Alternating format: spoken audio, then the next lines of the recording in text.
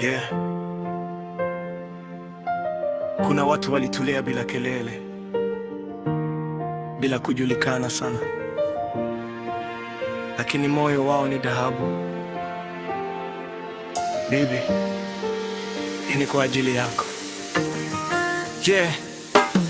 Nililelewa kwenye mikono ya bibi, upendo wake haukuwa na bewa la kiwango. Alinifundisha heshima na subira, kwa maneno matamu yenye busara. Ndani asubuhi mapema, moto wa kuni ukiwaka, harufu ya uji na maziwa ya nyumbani. Aliniita mjukuu wangu, njoo ule, mapenzi yale yahitaji hata shukrani. Alisema maisha sio mbio, ni safari. Kila hatua uwe na moyo wa uvumilivu. Nilicheka, sikujua maana yake. Leo nimekuwa naona ukweli wake.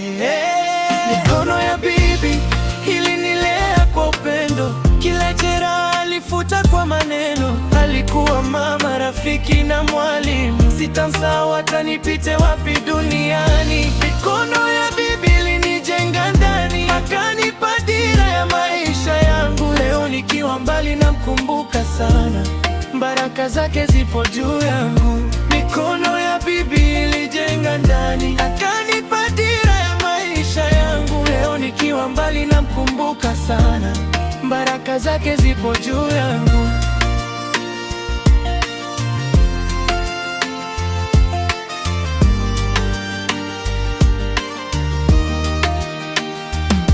Alinifundisha kusali kabla ya kulala na kuamini Mungu kila nikipotea. Alisema heshimu watu wote bila kujali, hapo ndipo utakapopata heshima pia. Nguo zake zilikuwa za kawaida sana, lakini moyo wake ulikuwa tajiri no. Alitoa hata pale alipokuwa hana. Hiyo ndiyo lesson kubwa niliochukua. Kama ningeweza kurudisha muda nyuma, ningekaa karibu yako zaidi, nisikie hadithi zako za zamani zilizojaa hekima na mwanga wa maisha. Mikono ya bibi ilinilea kwa upendo. Kila jeraha alifuta kwa maneno. Alikuwa mama, rafiki na mwalimu. Sitamsahau hata nipite wapi duniani. Mikono ya bibi ilinijenga ndani, akanipa dira ya maisha yangu. Leo nikiwa mbali namkumbuka sana, baraka zake zipo juu yangu.